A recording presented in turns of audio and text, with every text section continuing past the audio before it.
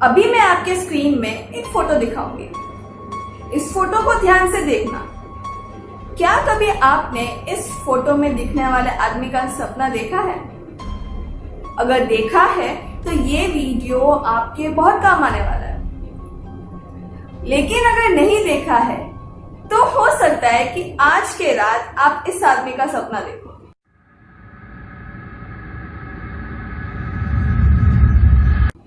Hey guys, welcome back to my channel. मैं हूँ Sherin Joy और आप देख रहे हैं मेरा चैनल एस मिस्ट्री।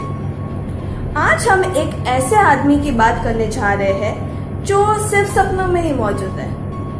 तो चलिए शुरू करते हैं। साल 2006 अमेरिका में एक फेमस साइकियाट्रिस्ट के पास एक पेशेंट आता है, ये कहते हुए कि उसको बहुत समय से एक आदमी का सपना आ रहा है। एक ऐसे आदमी का सपना जिसको वो पहले जानता नहीं था, जिसको उसने पहले कभी देखा नहीं था, ना ही टीवी में, ना ही पोस्टर में और ना ही इन रियल कभी देखा है उस आदमी को। फिर भी उसको उस आदमी का सपना आ रहा था और सपने में वो आदमी उसके पर्सनल चीज़ों पे एडवाइस दे जाता, जिसकी वजह से वो पेशेंट बहुत ही डिस्टर्ब था, क्योंकि उसको ये बात समझ में नहीं आ रही थी कि उसके ये पर्सनल चीज़ें उस आदमी को पता कैसे चल रही थी। और यही वजह से वो उस साइकियाट्रिस्ट के पास कंसल्ट करने आया। साइकियाट्रिस्ट ने ये सब सुनने के बाद एक चित्रकार बुलवाया और उस पेशेंट से कहा कि जिस आदमी को तुम सपने में देख रहे हो उसका पूरा डिस्क्रिप्शन इस चित्रकार को बता दो। जैसे जैसे चित्रकार को डिस्क्रिप्शन मिलता गया उसने वैसे ही चित्र बनाया। लेकिन चित्र देखने के बाद जो साइकियाट्रिस्ट थे वो शॉक हो गए, क्योंकि कुछ 2 दिन पहले ही एक लेडी आई थी यही कहते हुए कि उसको भी कुछ दिनों से एक आदमी का सपना आ रहा है और कंटिन्यूस सपना आ रहा है और वो भी बहुत डिस्टर्ब थी। जब लेडी से कहा गया कि चित्र बनाने के लिए डिस्क्रिप्शन दे एंड तब जो चित्र बन के निकला एंड जो अभी चित्र बना वो एकदम सेम थे। इसी वजह से डॉक्टर भी चौंक गए थे कि भाई हो क्या रहा है। लेकिन फिर उन्होंने सोचा हो सकता है कि कोइंसिडेंस है, तो उन्होंने ज़्यादा ध्यान नहीं दिया। पर फिर भी डॉक्टर ने इस चित्र का फैक्स निकाल के उसके जो दूसरे दोस्त थे डॉक्टर्स में उनको भेजा। चौंकाने वाली सच्चाई ये थी कि विद इन अ वीक उसको 4 डॉक्टर से वापस रिप्लाई आया, ये कहते हुए कि उनके पास भी ऐसे पेशेंट्स आ रहे हैं, ये बोलते हुए कि इस आदमी का सपना देखा है। ऐसा हो क्यों रहा है उस साइकियाट्रिस्ट को, उन सारे साइकियाट्रिस्ट को पता नहीं चल रहा था और सबको ये सपने आ क्यों रहे। ऐसे ही जब समय बीतता गया तो कुछ सालों बाद अराउंड 2000 लोगों का ये कहना था कि उन्होंने इस आदमी का सपना देखा है और सभी का यही कहना था कि उन्होंने सपना आने से पहले इस आदमी को कहीं नहीं देखा है, ना ही टीवी में, ना ही पोस्टर में, कहीं नहीं। जब इतने सारे लोगों को इस आदमी का सपना आ रहा था तो लोगों ने डिसाइड किया कि इस आदमी को ही ढूंढ निकालते हैं ताकि ये जो मिस्ट्री है इस आदमी का सपना आने की वही सॉल्व हो जाए। इसलिए बहुत सारे कैंपेन्स लगाए गए, मार्चेस हुए इसके पोस्टर ले लेके एंड पोस्टर्स लगाई भी गई हर जगह। लेकिन इस आदमी को तो छोड़ो, इस आदमी का नाम भी पता नहीं कर पाया।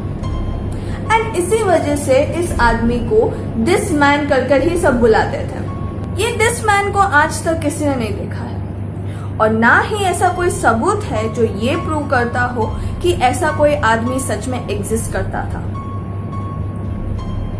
यही नहीं, इस आदमी के लिए इवन एक वेबसाइट भी डेडिकेटेड है। उस वेबसाइट का नाम है thisman.org।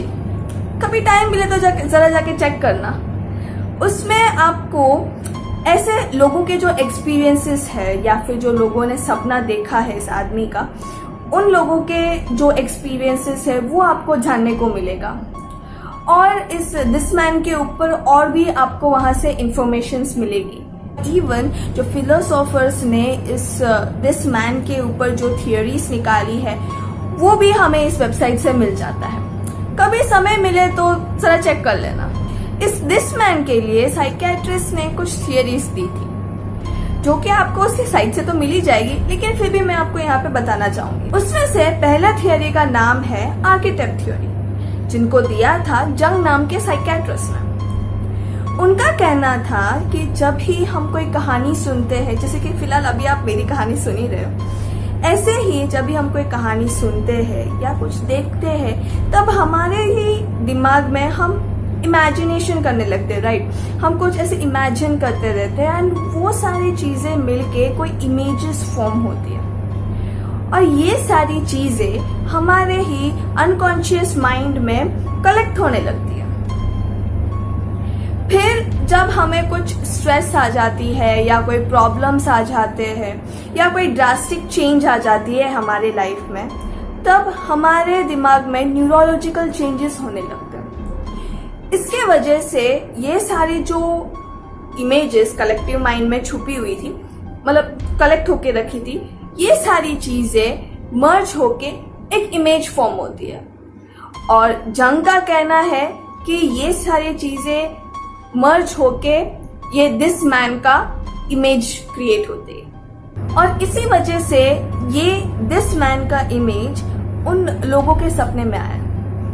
तो आज का दूसरी थियोरी का नाम है रिलीजियस थियोरी। इस थियोरी के हिसाब से ये जो रूप है, दिस मैन का जो रूप है, ऐसा माना जाता है कि ये रूप भगवान का रूप है,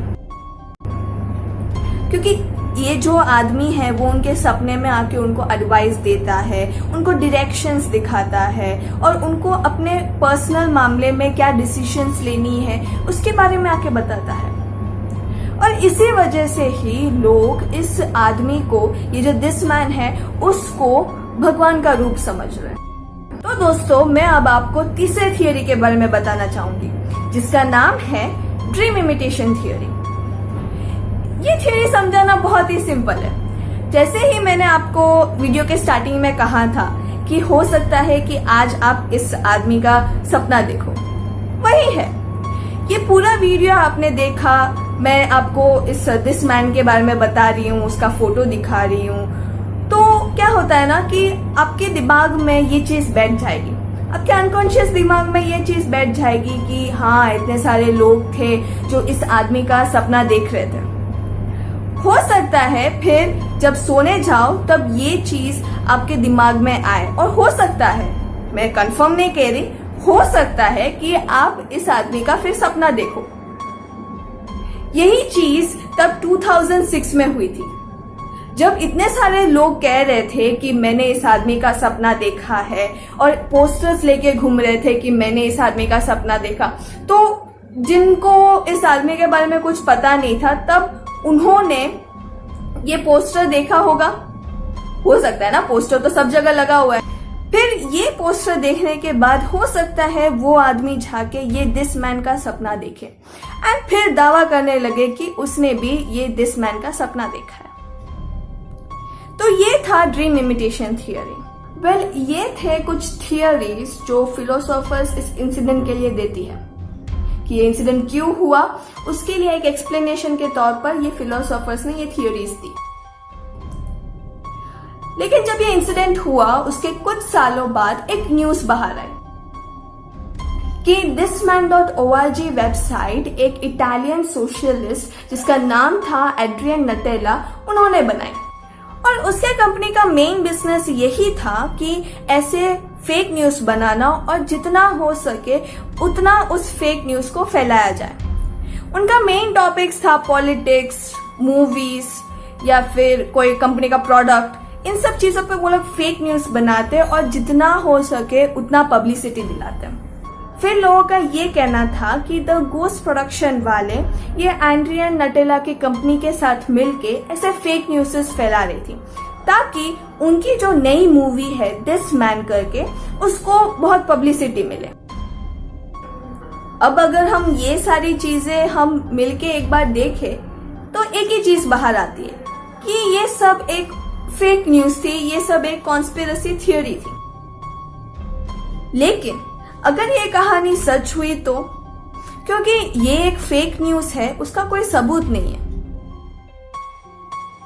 और अगर ये कहानी सच हुई तो ये आदमी है कौन, कहां से आया और क्यों आया, और क्या कभी इस आदमी का जन्म हुआ है, और या फिर जैसे मैंने आपको पहले कहा था रिलीजियस थियोरी के थ्रू, कि क्या यह आदमी भगवान का रूप है। कुछ भी कह लो, लेकिन इस आदमी का चेहरा आज तक एक मिस्ट्री की तरह खड़ा है सबके सामने। ऐसी मिस्ट्री जिसके क्वेश्चंस का आज तक कोई जवाब नहीं दे पा रहा है। तो दोस्तों, आज के लिए इतना ही। अगर आपको आज की कहानी अच्छी लगी हो तो लाइक, शेयर एंड कमेंट जरूर करना, और ऐसी और कहानियों के लिए stay connected with me and subscribe me.